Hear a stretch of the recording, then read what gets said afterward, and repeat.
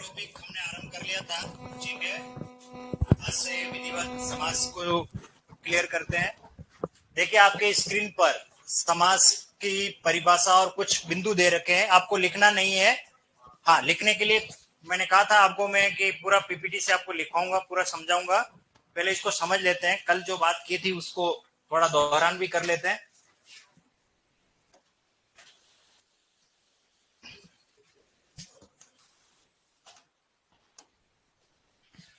सबसे पहले देखो क्या शब्द है समास। दो या दो से अधिक शब्दों का मेल जिसमें कारक चिन्ह, देखो ये बिंदु आ गया। राहुल, मीना और लक्ष्मण जी कौन है भैया?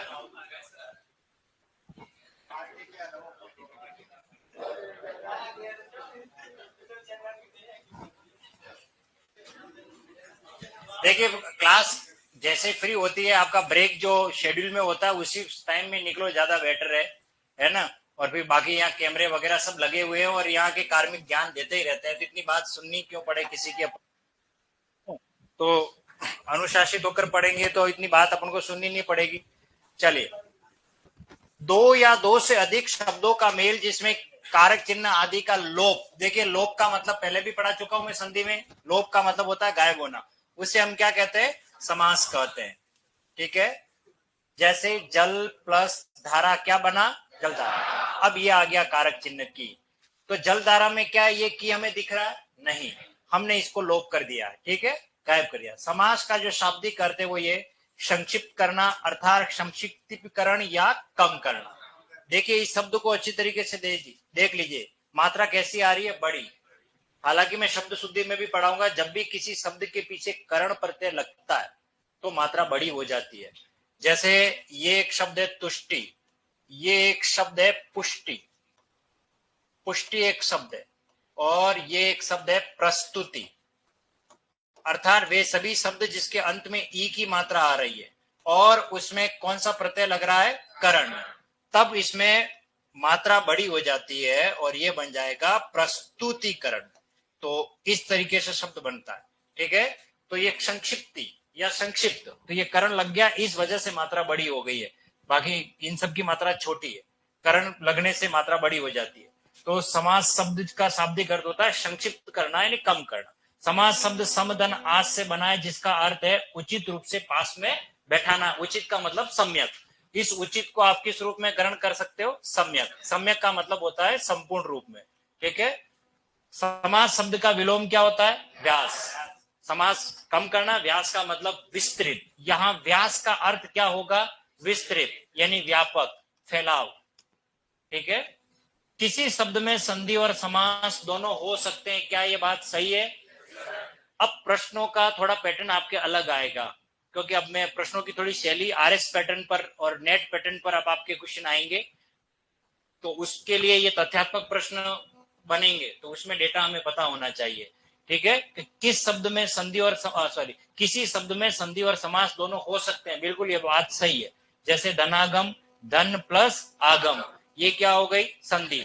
और धन का आगम, देखो कारक चिन्ह कौन है इसमें? का के की, ये तत्पुरुष समास में हम पढ़ेंगे, षष्ठी तत्पुरुष संस्कृत में होता है, तो का के की का लोप, ये समास का उदाहरण हो गया। किसी किसी शब्द में समास तो है परंतु संधि नहीं है, जैसे जलधारा, इसमें समास तो है पर संधि नहीं है।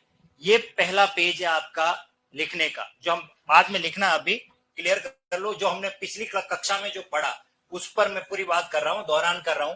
पदों की प्रधानता के आधार पर समास कितने? चार। इस लाइन को समझना जरूरी है। अगर परीक्षा में प्रश्न की भाषा ऐसे लाइन से मतलब इससे आरंभ हो कि पदों की प्रधानता अगर पूछा जाए, तब तो आपको सदैव उत्तर क्या देना है? चार। और आपसे ये पूछे कि समास संख्या में कितने, तो इसका मतलब आपको 6, वो भी आपको नोट में मिल जाएगा। तो वो निम्नानुसार है। सबसे पहले पदों की प्रधानता के पर अव्ययी भाव समास, तत्पुरुष समास, द्वंद्व, यहां आना चाहिए, बिंदी ये नहीं है, मैं यहाँ शुद्ध रूप लिख देता हूं इसको। ये द्वंद्व ऐसे होता है, इस तरीके से लिखना है, ठीक है। द्वंद्व समास और बहुब्री समास, 1 2 3 4। फिर कल पढ़ाया मैंने तत्पुरुष समास को कितने भागों में हमने डिवाइड किया है? 3। ये 3 कौन है उसको थोड़ा, ये चीज मैंने नहीं पढ़ाई थी, इसको मैं पढ़ाऊंगा। कर्मधारय तत्पुरुष समास, द्विगु तत्पुरुष, बाकी तत्पुरुष तो है ही, और लुप्त पद तत्पुरुष। लुप्त पद तत्पुरुष का मतलब होता है वह तत्पुरुष समास जिसमें कारक चिन्ह के अलावा अन्य पद भी गायब हो जाते हो, उसको हम पूरे गहराई से पढ़ेंगे। जैसे रेलगाड़ी एक शब्द है, रेल पर चलने वाली गाड़ी, तो पर तो कारक चिन्ह और चलने और वाली इस पद का भी लोप हो गया, अर्थात जहां कारक चिन्ह के अलावा अन्य पद भी गायब होंगे। ये कोई एक कैटेगरी नहीं है, मतलब खाली ये शब्द कैसा है और वो कैसे बना है, इसलिए इसको हमने अध्ययन की सुगमता के लिए, ये संस्कृत कंसेप्ट है, ये पूरा का पूरा संस्कृत का है और हमने सीधा हिंदी में ग्रहण कर लिया है, तो हमें वैसा का वैसा ही ग्रहण करना है। लुप्त पद, लुप्त यानी गायब, पद यानी शब्द, जहां कारक चिन्ह के अलावा अन्य पद भी गायब हो जाए उसे लुप्त पद तत्पुरुष समास कहेंगे। अब ये इसमें क्या है, जिसने ये बनाया लिखा मैंने दिया, पर उन्होंने लिखने में थोड़ी इसमें मिस्टेक कर ली है। इसमें क्या मिस्टेक है वो बता रहा हूं। जब आप लिखोगे पदों की प्रधानता के आधार पर ये समास जब लिख दोगे, उसके बाद देखिए ये अव्यय भाव, ये उदाहरण अव्यय भाव का यहां पर तत्पुरुष समास, इसको जब आप डिवाइड करोगे तो देखो जलधारा, ये तत्पुरुष समास का उदाहरण है। ये किसका उदाहरण है? तत्पुरुष समास का उदाहरण है। और नील कमल, ये किस समास का उदाहरण है? कर्मधारय। ये नील कमल किस समास का उदाहरण है? कर्मधारय। ठीक है। और द्विगु यानी संख्या वाली बात, और संख्या वाला उदाहरण कौन सा है? चौराहा। और रेल पर चलने वाली गाड़ी, ये किसका उदाहरण है? लुप्त पद का। और ये रहा हमारा द्वंद्व, तो द्वंद्व का उदाहरण कौन है? माता पिता। और फिर आता है हमारा कौन सा? बहुब्री। बहुब्री का उदाहरण कौन सा है? रसायन। यहां तक बात समझ में आ गई? ठीक है। अब इतना ही अभी बात करेंगे, क्योंकि आगे समास को हम पढ़ेंगे। तो आप हेडिंग डाल दीजिए, सब चीजें मैं पहले ही कल क्लियर कर चुका हूं, अभी आपका काम सिर्फ लिखने का। इसे लिख लीजिए आप। दो या दो से अधिक शब्दों का मेल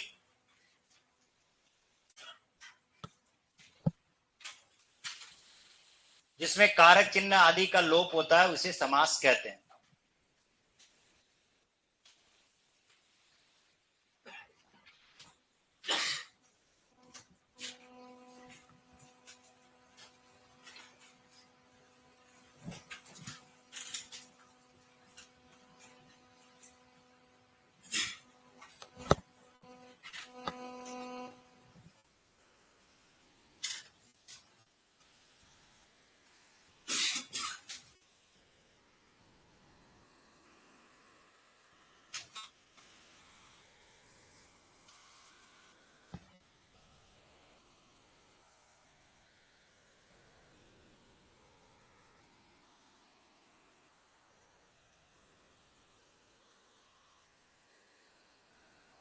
दो या दो से अधिक शब्दों का मेल जिसमें कारक चिन्ह, देखिए चिन्ह कैसा लिखा है, यही शुद्ध और प्रामाणिक है, ये ध्यान रखना, ये शुद्ध है।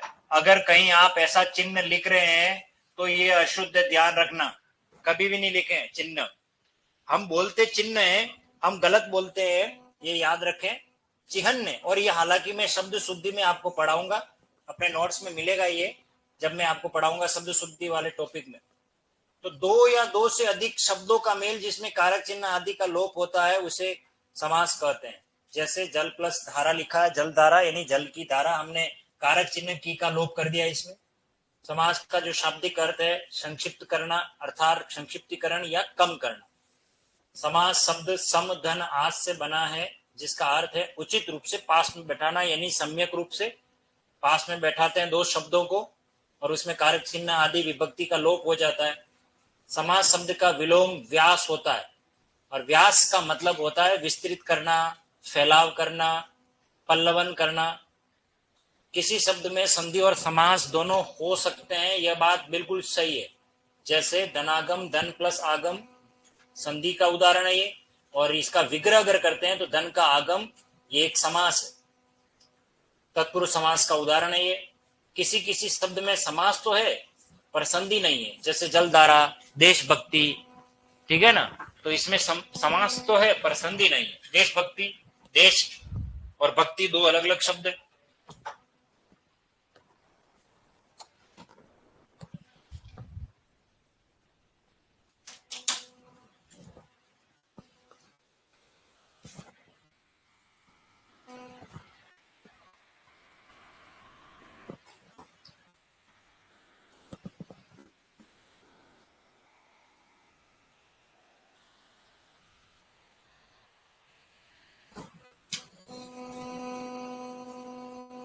शाब्दिक कैसे लिखते हैं?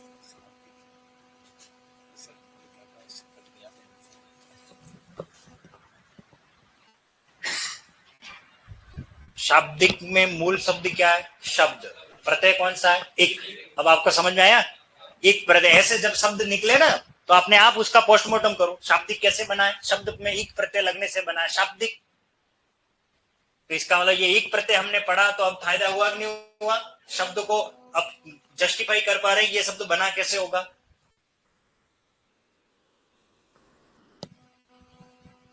बहुत सारे ऐसे शब्द मिलेंगे हमें।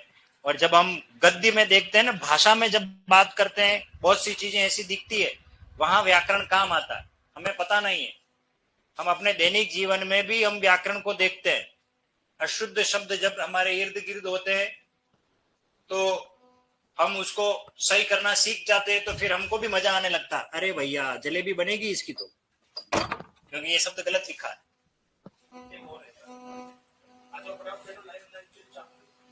पूरी क्लास बाहर है आदि।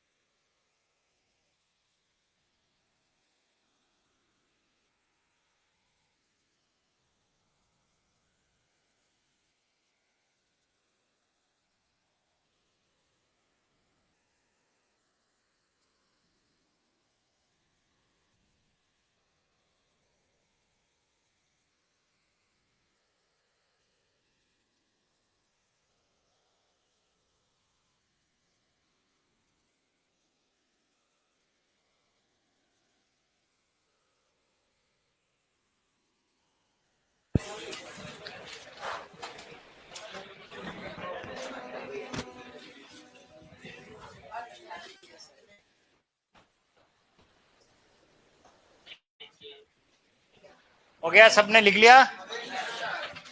लिखे लिखे लिखे। ऑफिस की हवा खा के आ गए? हाँ, 100 रुपए और ले लिए। हाँ, तो अब ये 100 रुपए का सोचो कितनी बड़ी मुश्किल से आते हैं। हाँ जी। हाँ? नहीं नहीं, तो मैं आपको समझाऊंगा, आपको कॉन्ट्रीब्यूशन दिमाग में चल रही है, इसको क्लियर कर दो। हाँ, ऐसे कितने हैं जो अभी आए वो हाथ खड़ा करें, मुझे उन पर दया आ रही है बहुत। हाँ? चलो, 20 का मतलब 2,000 रुपए की कमाई हो गई। किसके? इंस्टीट्यूट की हुई है ना। तो तो हाँ सही है। देखो आप इस चीज को करिए, देखिए। चलिए देखिए, अब जो नए आए हैं वापस उनको मैं थोड़ा समझा देता हूं। हमने कल जब समाज के बारे में बात कही थी, उसी की ये सार गर्भित बात है। जो बात मैंने आपको थ्योरिकल बातें सारी समझाई थी, सैद्धांतिक बातें, उसको हम यहाँ लिखी हुई स्क्रिप्ट में देख रहे हैं। बना है, उस पर परिभाषा क्या है, कुछ बातें हैं। हालांकि मैंने क्लियर भी कर लिया है, फिर भी मैं बता देता हूं कि दो या दो से अधिक शब्दों का मेल जिसमें कारक चिन्ह, इसमें जो अंडरलाइन किया उस शब्द पर विशेष ध्यान देना। कारक चिन्ह, कारक चिन्ह हमारे कितने हैं कारक? हिंदी में कारक कितने होते हैं? 8। कितने होते हैं? 8। संस्कृत में 6 होते हैं, ध्यान रखना। तो कारक चिन्ह आदि का अगर लोप, लोप का मतलब होता है गायब हो जाना, ठीक है। तो जहां कारक चिन्ह गायब हो जाते हैं, दो शब्द आपस में मिलते हैं, जल और धारा दो अलग सेपरेट शब्द है, इन दोनों को जोड़ा क्या बना? जल धारा। देखिए कारक चिन्ह कौन है इसमें? की। इसका लोप हो चुका है। हम बार बार जल की धारा, जल की धारा न बोल करके सीधा क्या बोलते हैं? जल धारा। तो हमने शब्दों को कम किया। तो बस यही अर्थ है। समास का अर्थ क्या है? शाब्दिक संक्षिप्त करना, अर्थात संक्षिप्तीकरण या कम करना। फिर मैंने ये भी बताया जब किसी शब्द के पीछे कर्ण लगता है तो मात्रा बड़ी बनती है। जैसे ये ती की मात्रा बड़ी आई है, तो जैसे ये देखो कुछ शब्द है, तुष्टि, पुष्टि, प्रस्तुष्टि, तो इसमें हम मात्रा करण लगाते हैं तो मात्रा ये जो है वो बड़ी बन जाती है, छोटी मात्रा बड़ी बन जाती है करण प्रत्यय के प्रभाव में आकर के। समास शब्द सम और आस से बना है, जिसका अर्थ है उचित रूप से पास में बैठाना, सम्यक रूप से पास में बैठाना। देखो ये दो अलग अलग थे, इनको हमने पास में बैठा दिया। समास का विलोम क्या होता है? व्यास, और व्यास का मतलब होता है विस्तृत। इसका अर्थ है संकुचित करना, ठीक है ना। आप संक्षिप्तीकरण को हो सकता है कोई पेपर सेटर ये भी दे दे संकुचित, तब भी वो मान्य है, क्योंकि संकुचित का मतलब कम है और फैलाव ये तो वो क्या है? व्यास है। किसी शब्द में संधि और समास दोनों हो सकते हैं, बिल्कुल हो सकते हैं। जैसे धनागम, धन प्लस आगम संधि, और धन का आगम ये एक समास है। किसी किसी शब्द में केवल समास ही हो सकता है, संधि नहीं हो सकती। जैसे जलधारा में संधि तो नहीं है, पर क्या है? समास है। क्लियर है? ये सबने लिख लिया ये? चलो लिख लीजिए फटाफट।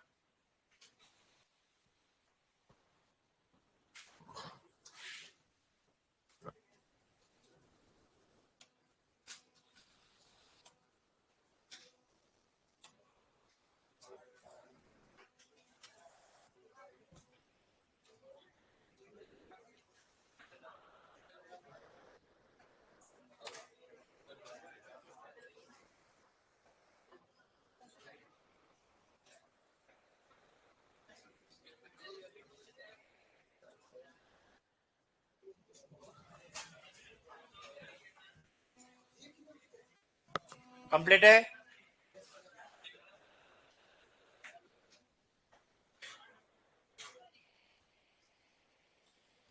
सबने लिख लिया? समास का शाब्दिक अर्थ क्या होता है? संक्षिप्तीकरण या संक्षिप्त करना। समास शब्द कैसे बना हुआ है? सम प्लस आस। सम का मतलब सम्यक, आस का मतलब पास में बैठाना। दो शब्दों को उचित रूप से पास में बैठाया जाए और कारक चिन्ह का अगर लोप हो जाए तो बताइए मैं किसके बारे में बात कर रहा हूं? और दो वर्णों का परिवर्तन होता हो, बताओ किसके बारे में बात कर रहा हूं? संधि के बारे में। दोनों में यही अंतर है, ठीक है। संधि में ध्वनि परिवर्तन होता है, लेकिन समास में कारक चिन्ह आदि का लोप होता है।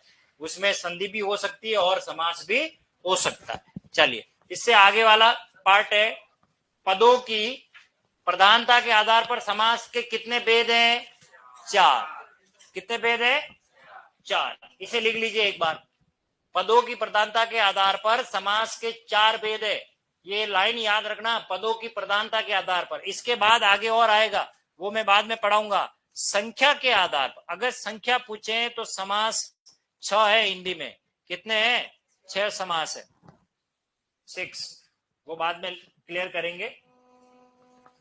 ऑनलाइन वालों आप कोई सवाल मत करिए, क्योंकि अभी आज मैं सिर्फ पढ़ाने पर ही बात ध्यान दूंगा, क्योंकि बहुत सारा मैटर मुझे क्लियर करवाना है और पढ़ाना है।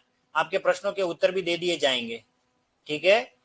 इसलिए कमेंट ना करें, थोड़ी देर के लिए आप रुक जाएं, जब मैं कहूंगा तब कमेंट कर लेना आप। पदों की प्रधानता के आधार पर समास 4 प्रकार के हैं: अव्ययी भाव, तत्पुरुष, द्वंद्व और बहुब्री। वो जो द्वंद्व लिखा हुआ है पहले तीसरे नंबर पर मैंने काट दिया है, क्योंकि वो त्रुटिपूर्ण है, मुद्रण मिस्टेक है। उसको हमने नीचे लिख दिया द्वंद्व, द के नीचे हलन, फिर वह पर बिंदी, फिर वापस द के नीचे हलन, और फिर वह द्वंद्व।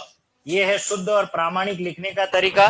बाकी प्रचलित रूप में आपको द्वंद्व ऐसे भी मिलेगा, ये आपको शब्द शुद्धि में 3-4 बार पढ़ाऊंगा मैं, या फिर ऐसे भी लिखा हुआ मिल सकता है। ये भी राइट है, ये भी राइट है, पर ज्यादा सही वो है प्रामाणिक जो है, ठीक है। और यहां मैंने उदाहरण दिए, किस समास का कौन सा उदाहरण है? यथाशक्ति अव्ययी भाव का उदाहरण है, ये अव्ययी भाव का उदाहरण है।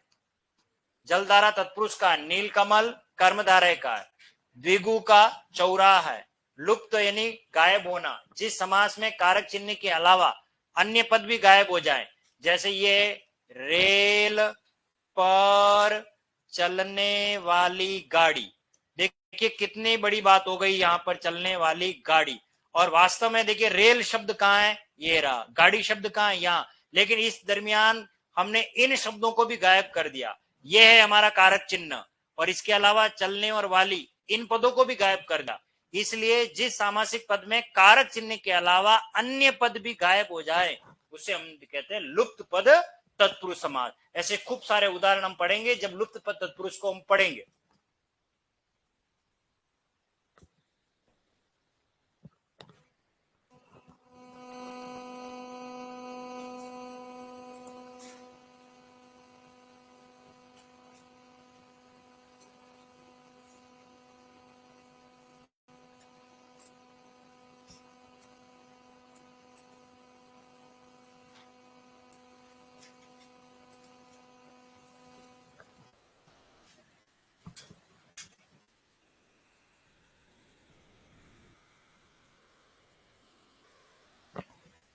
पदों की प्रधानता के आधार पर समास कितने हैं? 4। और संख्या में कितने? 6। कर्मधारय और द्विगु तत्पुरुष समास जो दोनों हैं वो किस समास के भेद हैं? तत्पुरुष समास के ही भेद है, याद रखना। आगे है नोट में हम क्लियर करेंगे इसको।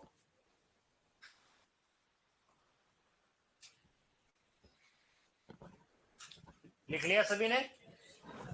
यथाशक्ति किस समास का उदाहरण है? अव्ययी भाव का। जलधारा तत्पुरुष का। नीलकमल कर्मधारय का। चौराहा द्विगु। रेलगाड़ी लुप्त पद। माता पिता द्वंद्व। और दशानन बहुब्री। दशानन का अर्थ होता है रावण। दशानन का मीनिंग क्या होता है? रावण। दश का मीनिंग होता है 10। आनंद का मीनिंग होता है मुख। जिसके कितने मुख हैं? 10।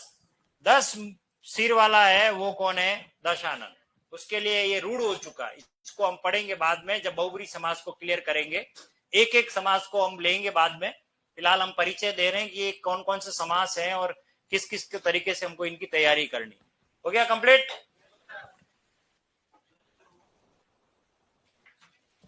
लिखने में स्पीड आप लोगों की थोड़ी कम है, ये देखा मैंने,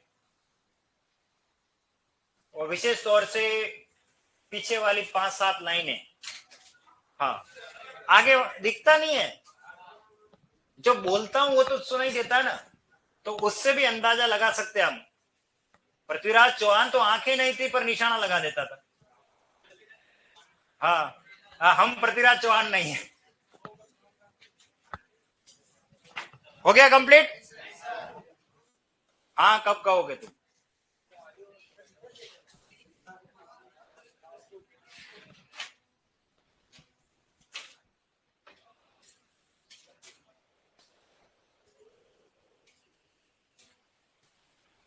ये चेंज नहीं करते, एक जगह जो जहां बैठता है वहीं बैठते हो?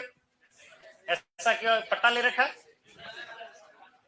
पीछे वालों को आगे बैठा ना, आगे वालों को एक दिन पीछे बैठाते। मैं जीएल सर से कुछ दिन के लिए ये आगे जो 4 लाइनें इन सबको भेजे पीछे, और पीछे की 5 लाइनें को लिया था आगे, रोज अल्टरनेट। हाँ, अच्छा, जो जल्दी आओ जल्दी बैठो, ऐसा?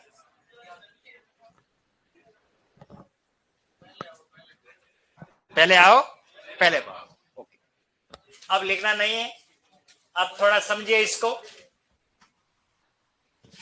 ये पुलिस देखिए, ये एसआई का पेपर नहीं आया था, उससे पहले ये मैंने तैयार कर दिया था। ये आपकी बुक जो रॉयल की छपी हुई है उसमें भी मिलेगा आपको। ये लाइन ये एसआई के पेपर में ऐसी की ऐसी आ गई, ठीक है ना?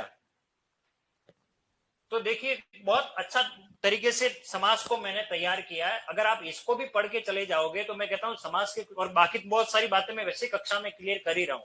इसलिए हमारा ध्यान जब पढ़े तो एक एक शब्द पर ध्यान होना चाहिए। लिखना जितना इंपॉर्टेंट नहीं है उतना उस शब्द को सुनना इंपॉर्टेंट है। मैं ये मानता हूं। मैं अपनी बात करता हूं, जब मैं पढ़ता था ना मुझे पूरी बात याद रह जाती थी। मैं कभी लिखने पर ज्यादा बिलीव नहीं करता था कि सर क्या कह रहे हैं, ये बस ये सुनता था। और उसके बाद अगले दिन जब मुझे पूछा जाता था तो मैं जितना पढ़ाया उसका 80 से 90% तक तो मैं केवल उनको बिल्कुल जैसा बोला वैसा का वैसा बोल के सुना भी देता था। अब देखिए जितना हमें याद रहा हम उसको अच्छे तरीके से ग्रहण कर रहे हैं, वो चीज हम लिख सकते हैं। लेकिन केवल हमारा दिमाग अगर लिखने में ही रहा तो फिर हमें उसके लिए वापस दोबारा उसको मेहनत करके पढ़ने में हमारा दिमाग और लगाना पड़ेगा। इसलिए मेरा ये मानना है पहले बात सुन ले, सुनने के बाद फिर जब आप लिखो तब उसको अप्लाई करो। देखो मैंने ये सुना, आज मैंने 100 क्वेश्चन संस्कृत साहित्य के लिखे मैंने, और 100 के 100 मुझे याद हो गए क्योंकि मैंने लिखने का काम किया। तो मैं लिखता हूं तब उसको मैं देख रहा हूं, मैं याद भी कर रहा हूं, तो लिखने से याद हो जाता है। लेकिन वो प्रैक्टिस खाली ये नहीं कि आपको काम करना है, लिखना है, तो फिर वो याद नहीं होंगे। और जो मैं कह रहा हूं उसको यहाँ अप्लाई करो। देखो सर ने कहा वो बात यहाँ कहाँ लागू हो रही है, वहां यहाँ पर हो रही है, बस तो वो चीज याद हो जाएगी। अध्ययन के दृष्टिकोण से समास कितने हैं ये देखिए। अब इन दोनों में क्या अंतर बताइए? यही तो है भाषा का लालित्य। यहां पूछा है पदों की प्रधानता के आधार पर समास कितने, और ये जो रट के जाते हैं बस वहीं गलती कर लेंगे कि पदों की प्रधानता समास कितने, तो समास कितने ये लाइन पकड़ लेते वो, समास कितने नहीं, वहां आगे की बात को और पढ़ो पहले क्या कहा है, पदों की प्रधानता। पदों की प्रधानता में कभी समास 5 हो ही नहीं सकते। क्यों नहीं हो सकते?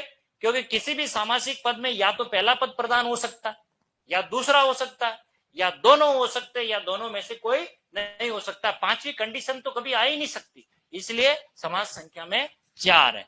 ठीक है। और अध्ययन के दृष्टिकोण से, अध्ययन का मतलब हम उनका अध्ययन गहराई से कर सकें, हम उसको अच्छी तरीके से समझ सके, इसलिए हमने समास संख्या में कितने बताए, 6।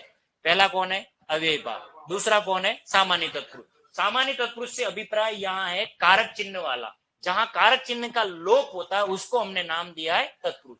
फिर कर्मधारय, देखो इसका पूरा नाम है कर्मधारय तत्पुरुष। ये लाइन हमेशा लिखनी है। आप केवल बचपन में जो पढ़ के आए वो यही पढ़ के आए हो, कर्मधारय समास, इसलिए हमने गलती की है, ये लाइन पूरी नहीं पढ़ाई गई। कर्मधारय तत्पुरुष वास्तव में कर्मधारय तत्पुरुष का ही भेद है। द्विगु तत्पुरुष, ये द्विगु तत्पुरुष भी कर्मधारय का ही भेद है। द्वंद्व समास, बहुब्रीहि समास। अब देखिए कर्मधारय समास और द्विगु समास दोनों तत्पुरुष समास के ही भेद है। ये देखो के ही भेद है। अब इसमें मैंने लुप्त पद तत्पुरुष नहीं दिया, नए तत्पुरुष नहीं दिया है, वो हम एडिशनल पढ़ेंगे। अतिरिक्त बातें जो होती है वो बाद में पढ़ेंगे, लेकिन हमें समास संख्या में कौन से मुख्य, वो कितने, 6, इनका अध्ययन करेंगे और क्रमशः इनको पढ़ेंगे। पहले इसको पढ़ेंगे, फिर इसको, फिर इसको, फिर इसको, इस तरीके से लास्ट में जो अंत में जो हमारा पार्ट आएगा वो कौन सा आएगा, बहुब्रीहि। चलिए ये सामान्य एक छोटा सा नोट, पहले इसको लिख लीजिए।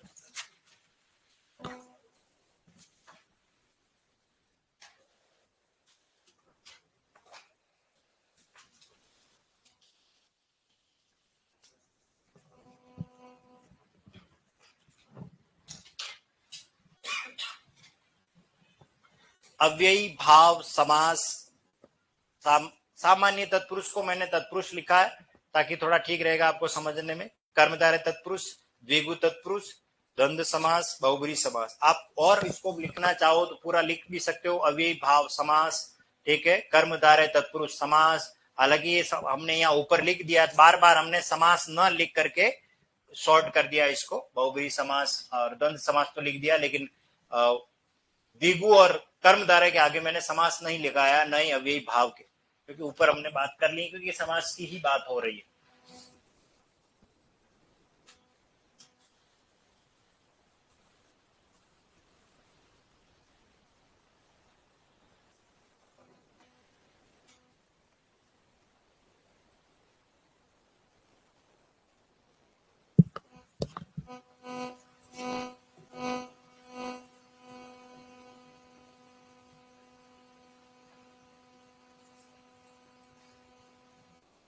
कर्मधारय और द्विगु दोनों किस समास के उपभेद है, तत्पुरुष के, ये याद रखना। अब मिलान वाले प्रश्न बनेंगे आपके। मिलान वाले प्रश्न का मतलब एक तरफ समास का नाम है, एक तरफ उदाहरण है, और आपको मिलाना है अव्यय भाव का कौन सा है, तत्पुरुष का कौन सा है। समास में मिलान वाले प्रश्न ज्यादा आते हैं, इसलिए आपको उसके सभी उदाहरणों को समझना जरूरी होगा, क्योंकि कोई जरूरी नहीं है कि एक ही उदाहरण आ जाए, कोई दूसरा उदाहरण भी पूछ लिया जाता है उससे मिलता जुलता।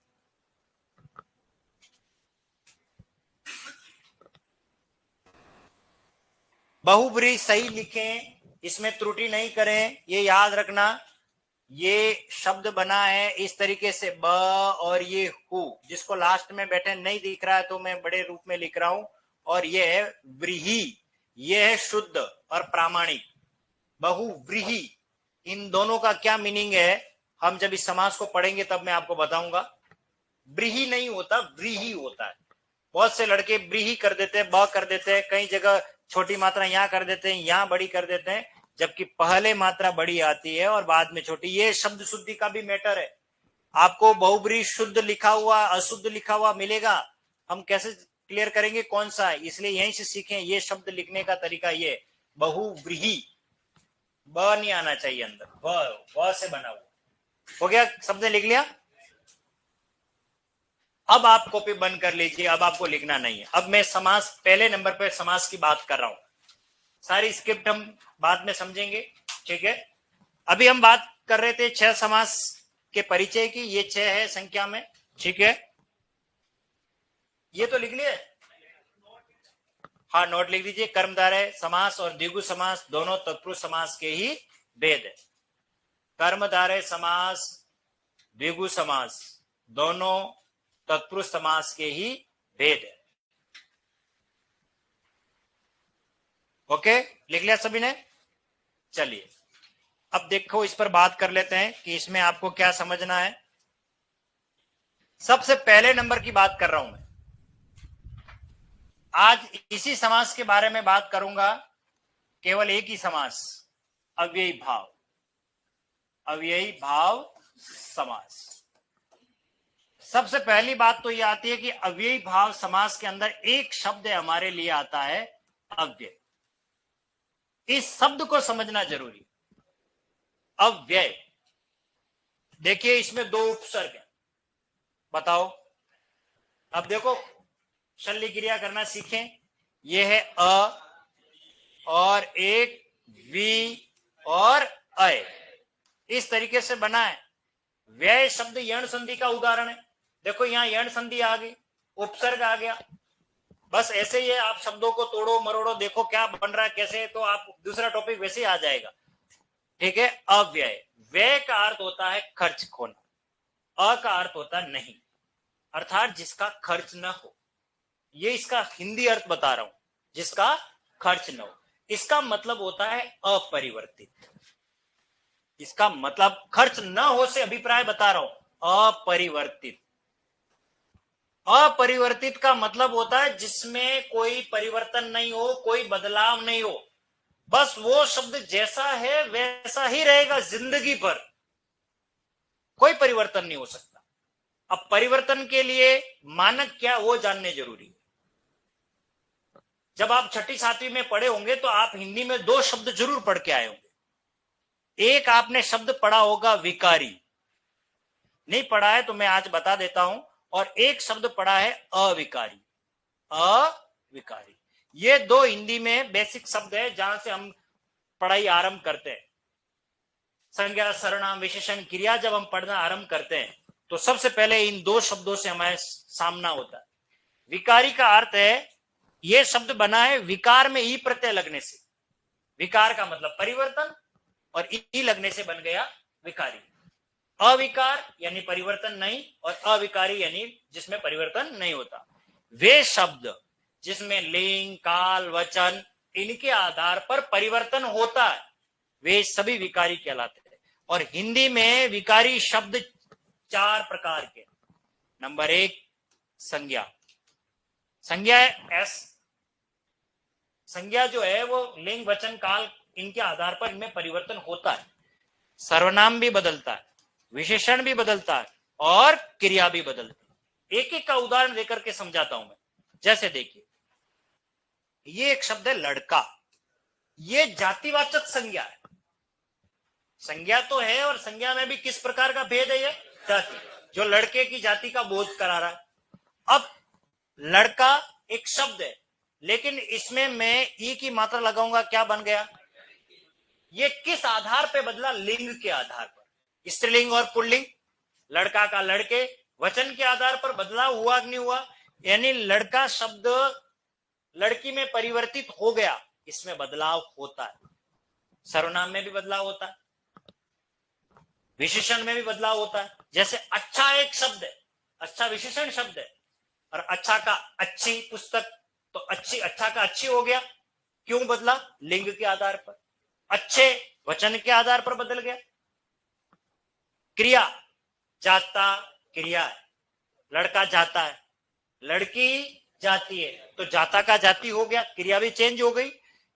तो ये सभी विकारी है, जिनमें कोई परिवर्तन नहीं होता, उसे अविकारी कहते हैं। और इसी अविकारी का दूसरा नाम क्या है?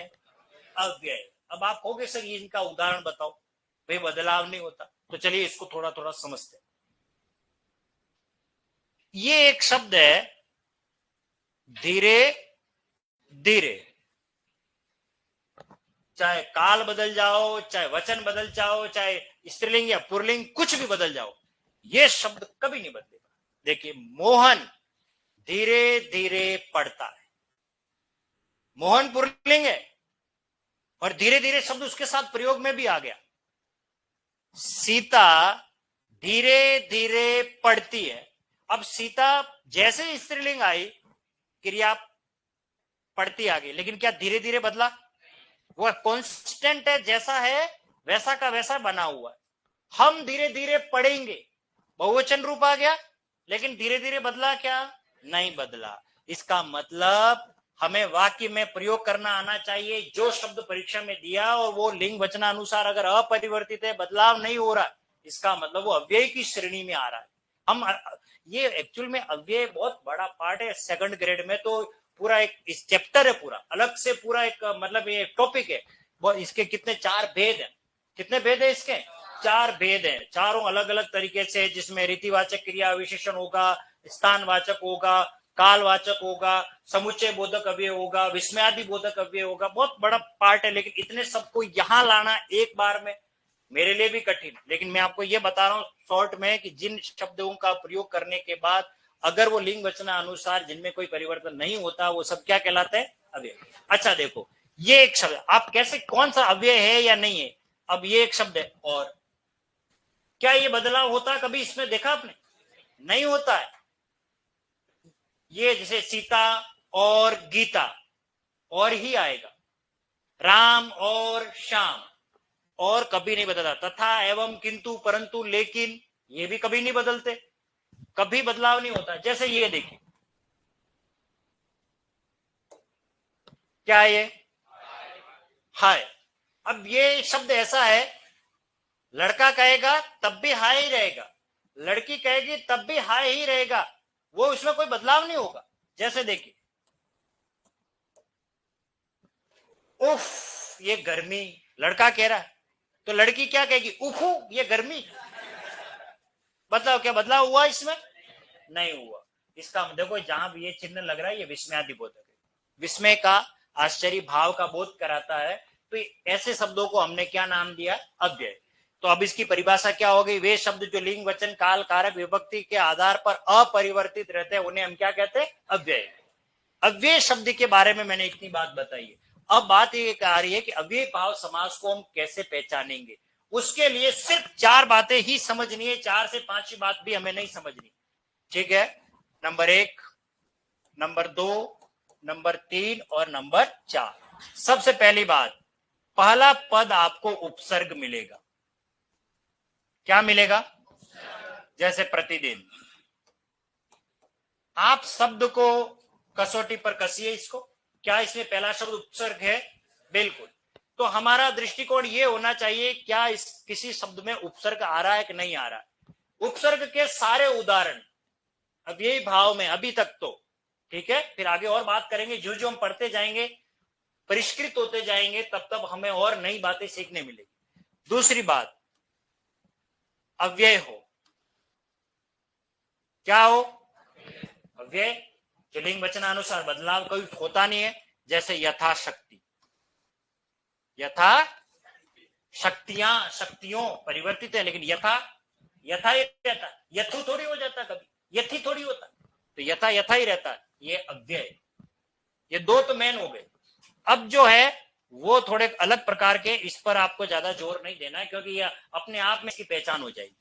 और वो ध्यान रखना है, पुनरुक्त। पुनरुक्त का मीनिंग होता है रिपीटेशन वाले, एक ही शब्द दोबारा आ जाए। जैसे देखिए, धीरे धीरे धीरे, क्या एक ही शब्द 2 बार आया?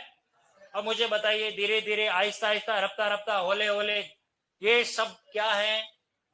दोबारा आ रहा है, बस। और पुनरुक्त, फिर वापस, मैं इसको और डबल डिवाइड कर रहा हूं आपके ही अध्ययन की सुगमता के लिए, है ये एक ही पुनरुक्त।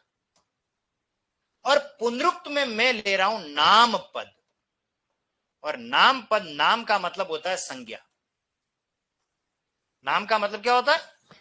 इसकी सीधी गणित यह है, जब कोई संज्ञा शब्द, अब आप सोचो, संज्ञा तो विकारी शब्द है, बदला हुआ, लेकिन जब कोई संज्ञा शब्द 2 बार अगर प्रयुक्त होता है वो अविकारी बन जाता है। ये संज्ञा शब्द की सबसे बड़ी विशेषता बता रहा हूं। संज्ञा शब्द 2 बार प्रयुक्त होते ही वो विकारी बन गया, अब उसमें परिवर्तन नहीं हो सकता। कैसे? देखिए, गांव शब्द है, संज्ञा है, जातिवाचक। गांव से गांव, गांव शब्द बनता है। गांवों में जादूगर खेल दिखाता रहता है गांव गांव में, लेकिन मैं जैसे गांव को दोबारा बोलूंगा, गांव गांव, अब ये अव्यय बन चुका है।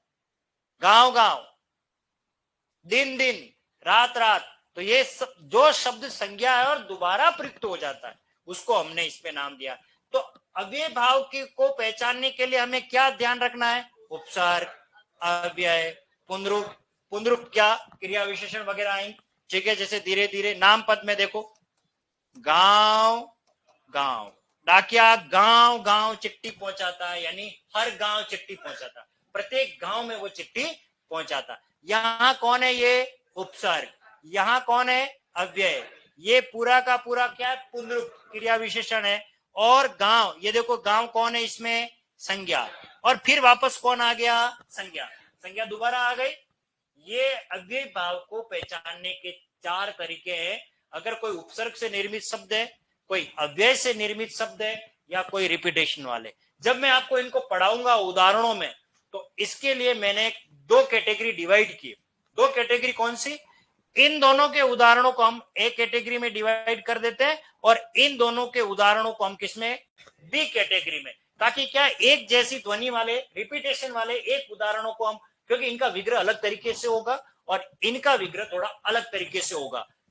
बात समझ में आ गई? चलिए अब हम बात करते हैं वापस अव्यय भाव समास के बारे में। अव्यय भाव समास, जब भी समास आरंभ करो तब हमेशा एक बात याद रखना, इस प्रकार का फॉर्मेट जरूर बनाते रहना, और ये प्रधानता बॉक्स, ठीक है।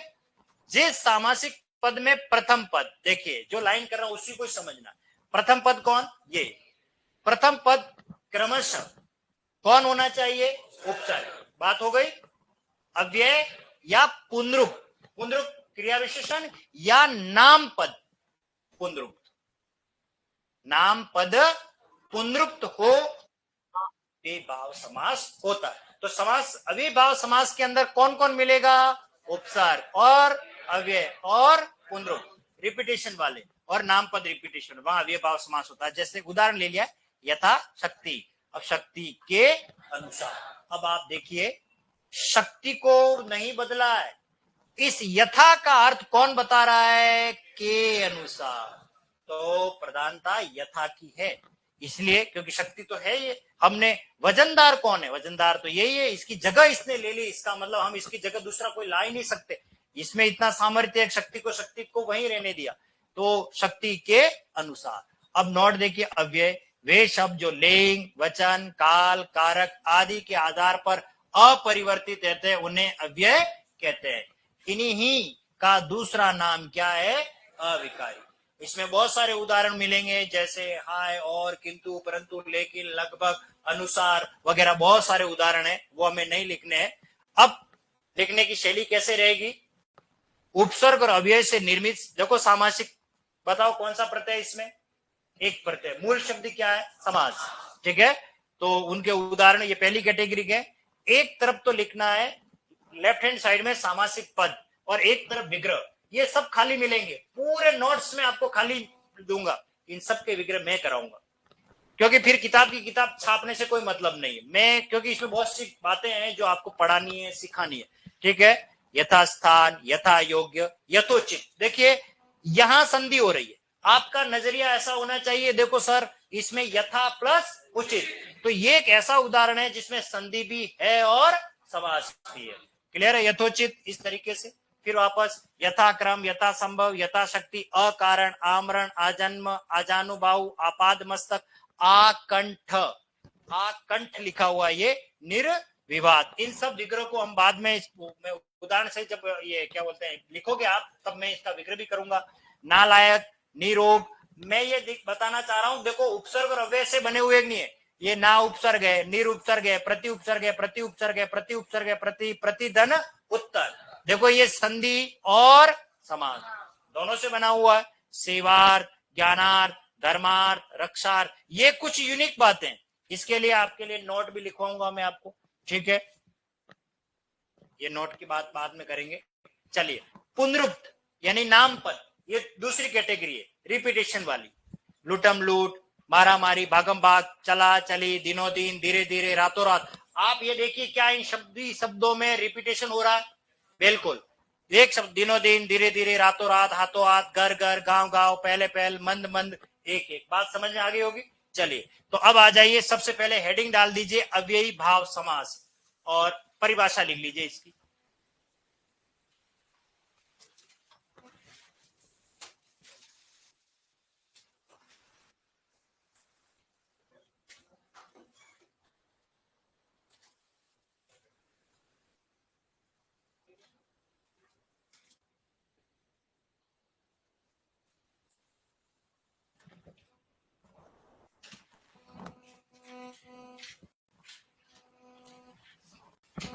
अगर किसी के पास एप्लीकेशन ले रखा और वहां वीडियो आता है ना, उस वीडियो को 2-4 बार समास का परीक्षा से पहले अच्छी तरीके से सुन लेना, और ये जो पढ़ाया जा रहा है इसको अच्छी तरीके से 1-2 बार देख लेना।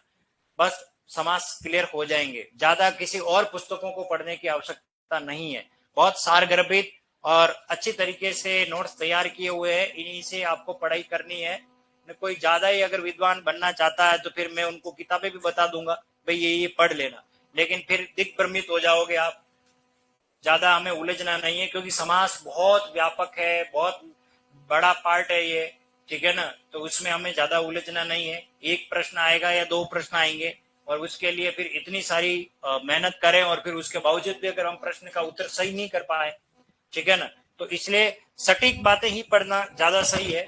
क्योंकि मैं इसका आपका टेस्ट भी लूंगा, ऑब्जेक्टिव टेस्ट भी लूंगा, क्लास में ही लूंगा, ठीक है? जब पूरा समाज का क्लियर होगा। आपका यहाँ से टेस्ट होता हुआ अलग है, लेकिन मैं चाहता हूं कि समाज के क्वेश्चन मैं खुद सामने रह करके प्रश्नों को आपको दूं, ताकि आपको लगे कि इस समाज को हमने क्या गलती कर दी, ये मेरे प्रश्न का उत्तर मेरे गलत क्यों हुआ।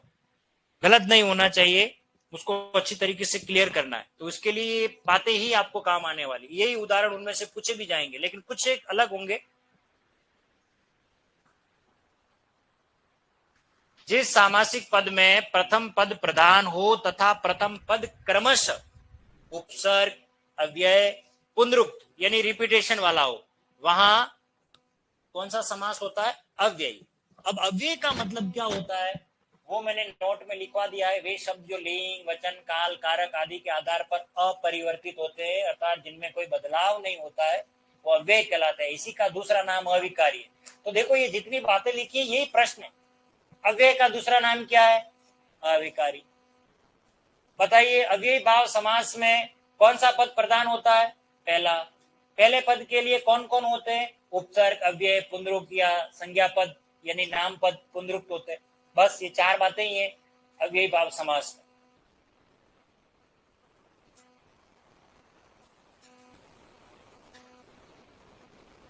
विग्रह के लिए राइट हैंड साइड में जगह छोड़ देना, क्योंकि विग्रह मैं सभी बोलकर लिखाऊंगा आपको।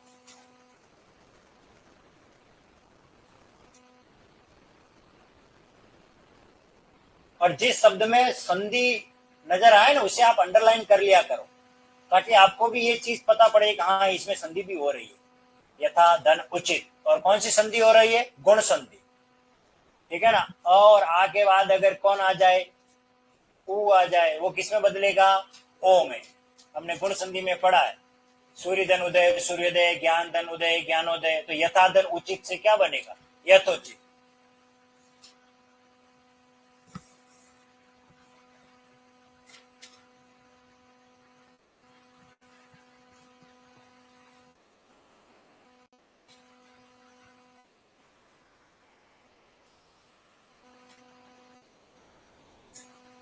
अपरिवर्तित में कितने उपसर्ग हैं?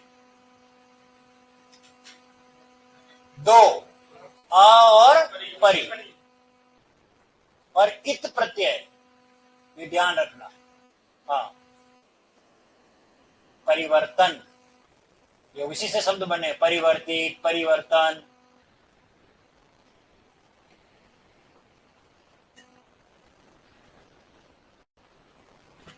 देख लिया सभी ने?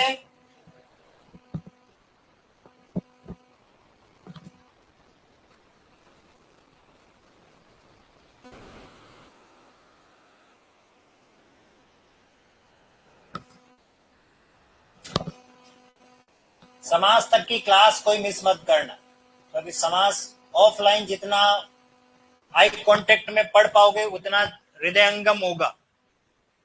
दूसरा में दो की मात्रा बड़ी। हाँ हाँ जी। कर्मश का मतलब होता है, हाँ, कर्मश का मतलब ये है कि क्रमश हम क्रम से बता रहे हैं इस बात को। प्रथम पद क्रमश ये हो सकता है। क्रमश का मतलब होता है हम ये क्रम बोल रहे हैं, उपसर्ग, अव्यय, पुनरूप, ये जो आगे बात आ रही, हाँ पहले भी कोई दिक्कत नहीं, वो क्रम नहीं। क्रमश का मतलब ये हो सकता है, पहले उपसर्ग को प्राथमिकता देते हैं हम, फिर अव्यय को देते हैं, फिर पुनरुक्त को देते हैं। यूं हमने जो नोट्स तैयार किए उसमें हमने उपसर्ग वाले उदाहरण पहले लिए हैं उस क्रम में, फिर हमने अव्यय को लिए हैं, फिर हमने पुनरुक्त वाले को लिए, इसलिए हमने इसको क्रमश। हो गया, सबने लिख लिया?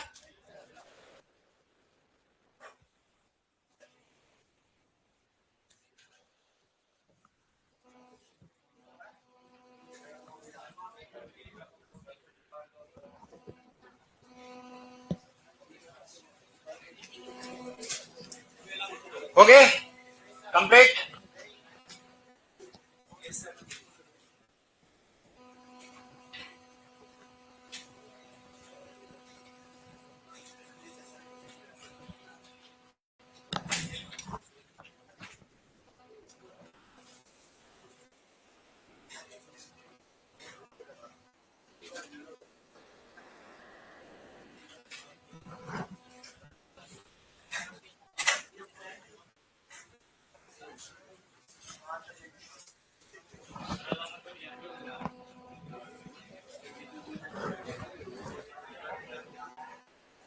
हो गए, लिख लिए सभी ने? कंप्लीट है ये? नहीं, इतना ही, कल लिखाऊंगा वापस। अभी सिर्फ सवाल कर रहा हूँ, कॉपी बंद कर लो अब। बस हो गया, आज का इतना ही पढ़ेंगे, बाकी इससे आगे कल पढ़ेंगे। ठीक है। समास संख्या में कितने? पदों की प्रधानता के आधार पर 4। कितने हैं? 4। अव्यय का मतलब क्या होता है? जो लिंग, वचन, काल, कारक आदि के आधार पर क्या होता हो? अव्यय का दूसरा नाम क्या है? अविकारी। जिस सामासिक पद में पहला पद प्रधान हो उसे कौन सा समास है? अव्ययी भाव। अव्ययी भाव में कितनी बातें याद रखनी है? 4। पहला पद क्या हो सकता है? उत्तर। या और क्या हो सकता है? अव्यय। या और क्या हो सकता है? पुनरुक्त।